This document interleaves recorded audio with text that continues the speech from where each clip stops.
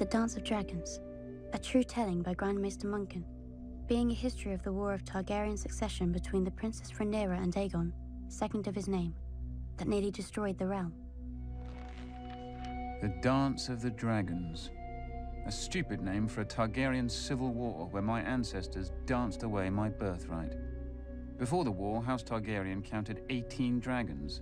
By the end, we had 2, and nearly as few Targaryens. We would never be as powerful or as feared again. The dance began, as many dances do, with an old man and a young girl.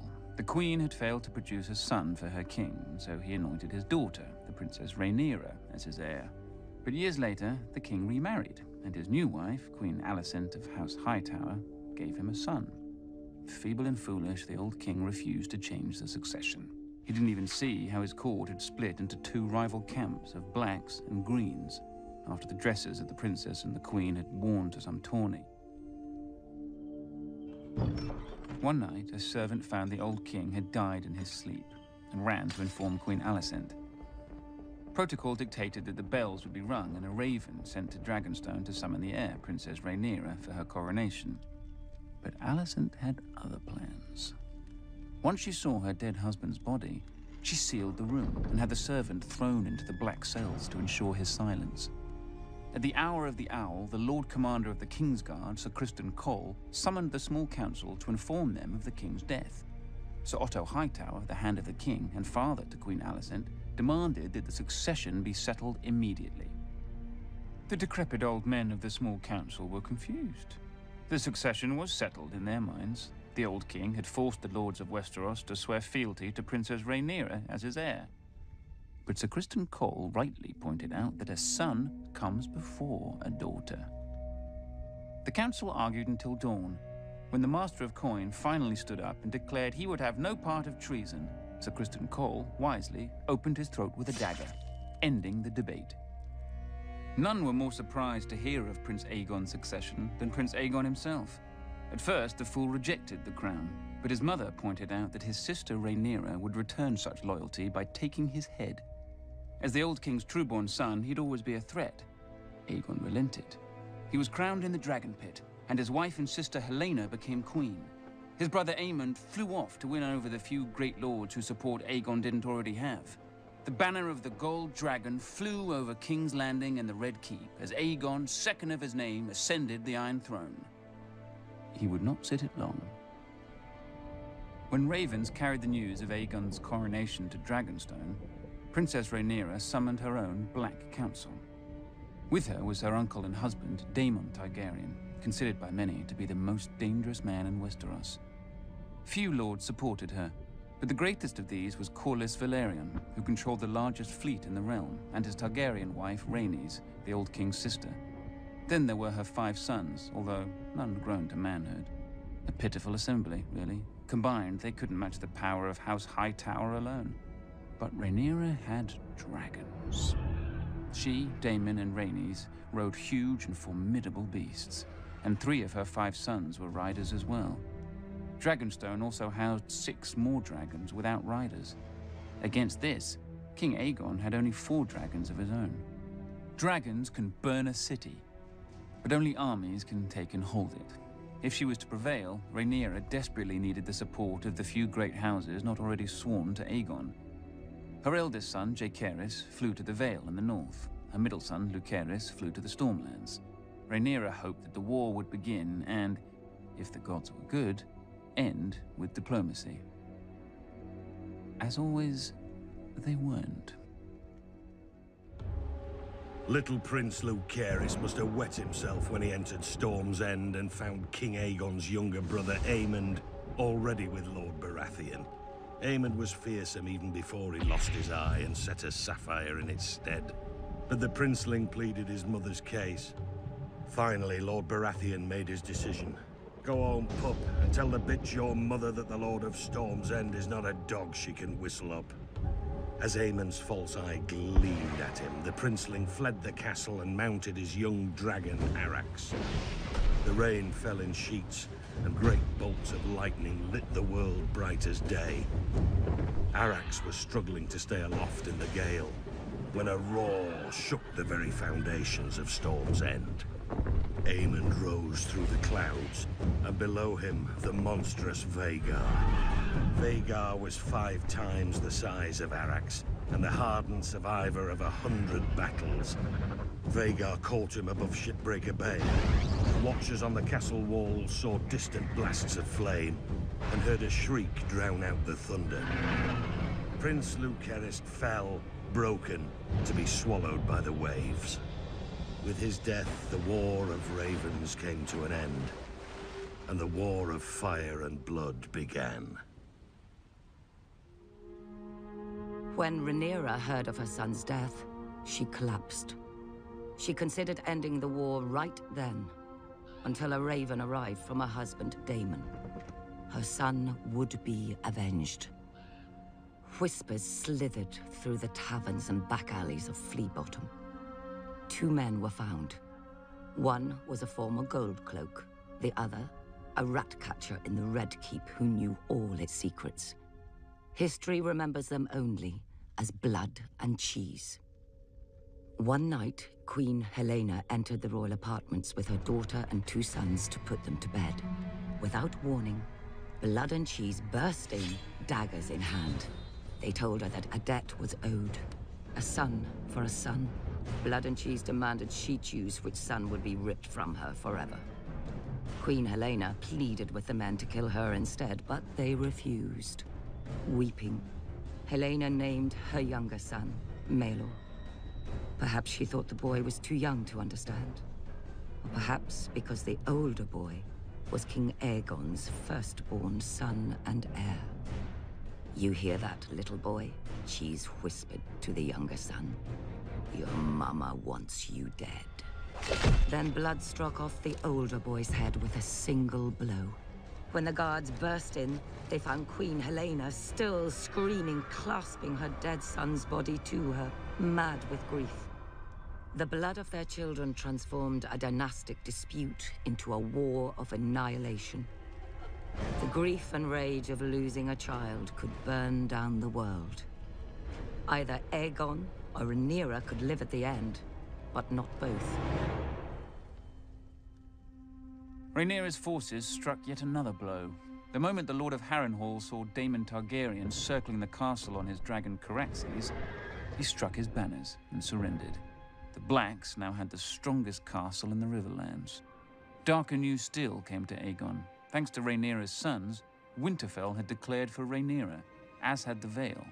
Furious, Aegon dismissed his grandfather, Sir Otto, as Hand, and appointed Sir Criston Cole, who swore to march on all the lords who had declared for Rhaenyra and put their castles to the torch.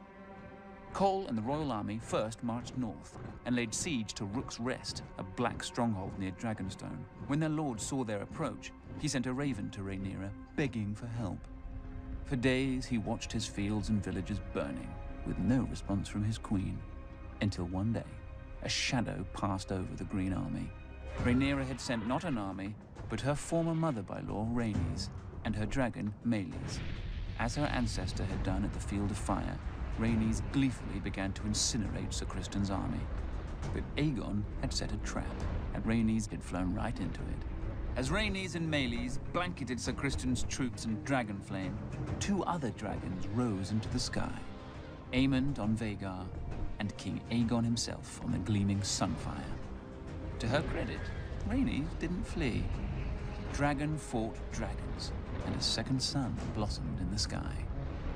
When the smoke cleared, only Aemond and Vhagar stood uninjured. Sunfire, the most magnificent dragon in the world, had one of its wings almost completely torn from its body.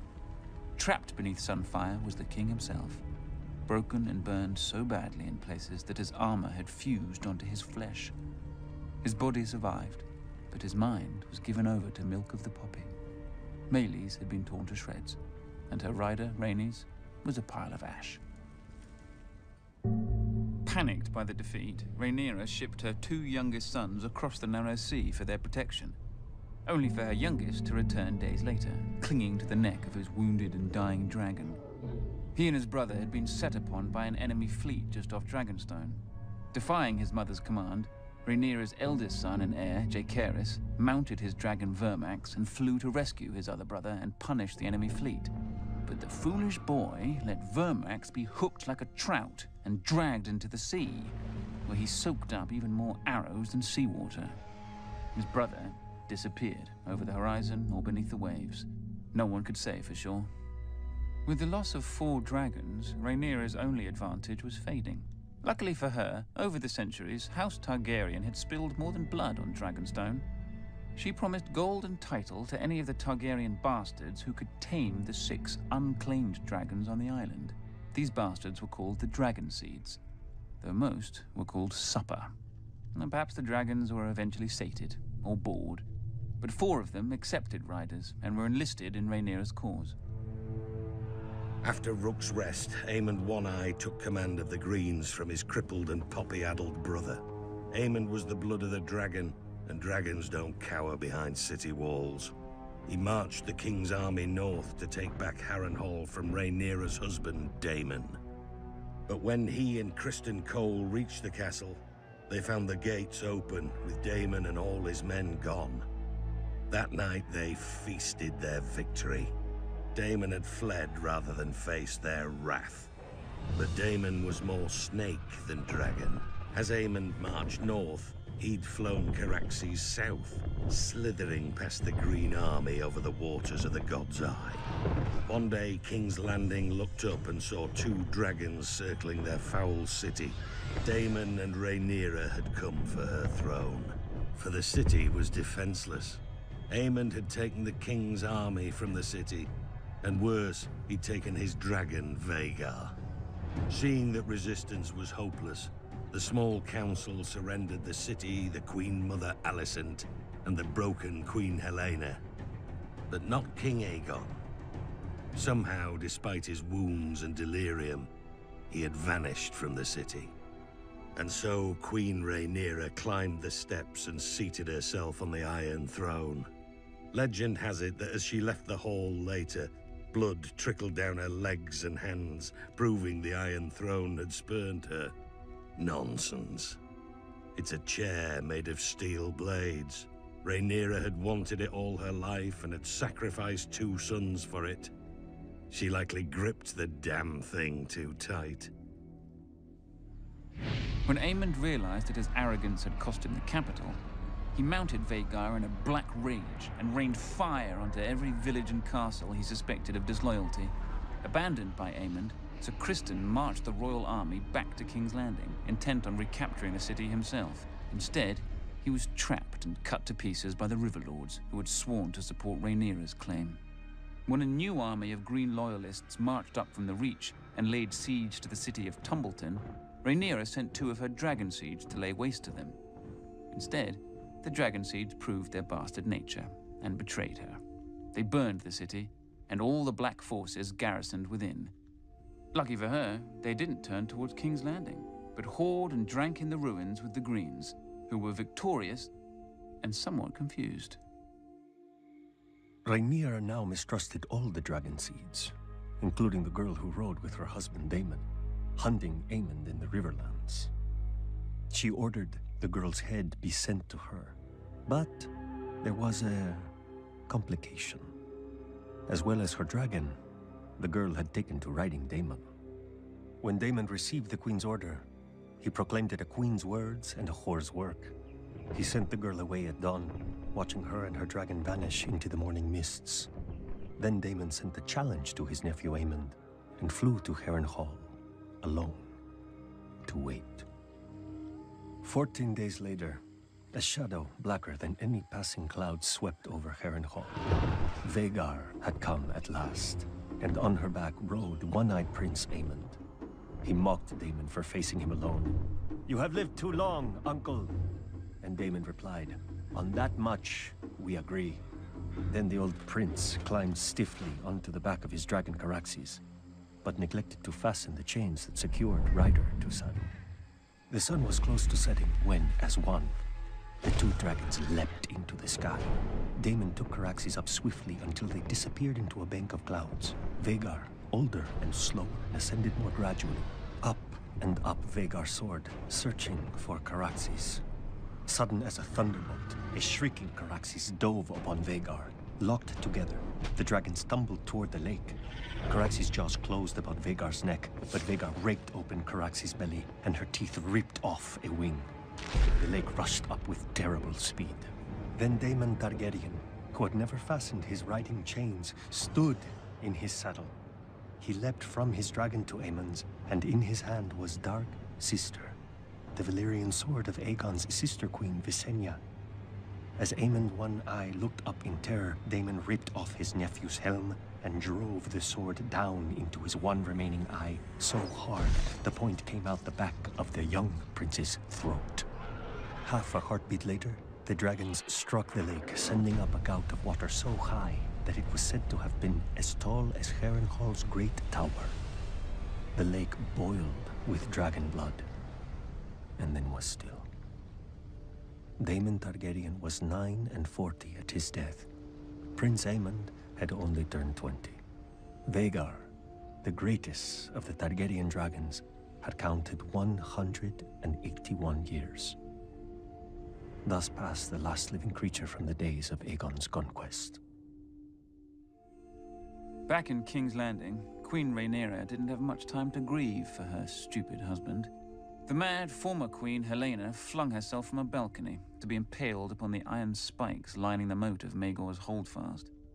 That night, the city rose in riot against Rhaenyra, demanding justice for Queen Helaena and her murdered son, among other foolish peasant fantasies. In the midst of this chaos, a one-handed fool called the Shepherd began to rant against dragons. Not just the ones of the enemy, but all dragons everywhere. As he pointed to the dragon pit above on the hill, he shouted, "There the demons dwell, this is their city. If you would make it yours, first you must destroy them." The cry went up from 10,000 throats. Kill them! There were 4 dragons housed within the dragon pit that night. By the time the first of the attackers came pouring in, all 4 were roused, awake, and angry. Nobody knows how many men and women died that night. Who cares? They all should have. Trapped within the pit, the dragons could not fly. Instead, they fought with horns, claws, teeth, and fire. For every man who died, 10 more appeared, shouting that the dragons must die. One by one, they did. Finally, the last remaining dragon broke her chains, spread her wings, and flew straight up at the Great Dome, trying to flee. Already weakened by dragon flame, the dome cracked under the force of impact, and then tumbled down, crushing dragon slayers and herself. High atop the Red Keep, Queen Rhaenyra clutched her 2 remaining sons to her as she watched the end of her family's might, too afraid of the peasants to defend her dragons. At least her older son, Joffrey, had a man's spine. He stole his mother's dragon, Syrax, and tried to fly it to the dragon pit to save his birthright. But the stupid beast didn't understand, and twisted beneath him, fighting to be free of the little boy. Until it was. A queen is still a woman, with all the weakness of that sex. Weeping for her lost son more than her dragons, Rhaenyra abandoned the Iron Throne and sold her crown to buy passage for her and her last son back to Dragonstone. Rhaenyra hoped to hatch more dragons from the eggs in the castle. But when she landed, the welcoming party slew her guards and marched her and her son at spear point to the castle to face a dead man and a dying dragon. "Sister!" King Aegon, second of his name, called out to Rhaenyra. Rook's Rest had left Aegon bent and twisted, his once handsome face puffy from milk of the poppy, with burn scars covering half his body. Rhaenyra, ever defiant, told her dear brother that she'd hoped he was dead. "After you," Aegon answered. Then Sunfire bathed her in a blast of flame and devoured her in 6 bites when her son watched, leaving the 7th and final bite her lower leg for the stranger. Rhaenyra was dead, and King Aegon sat the Iron Throne again. But only for half a year. He was poisoned by his own men and replaced with the very boy who had watched his mother devoured. When Rhaenyra's last son wed Aegon's only daughter, the Dance of Dragons officially ended. Ash and burned men, all that was left of the Riverlands. 2 scared children spouting oaths they didn't understand, all that was left of the mighty House Targaryen. Ancient skulls and hatchlings that grew no bigger than cats, all that was left of the dragons.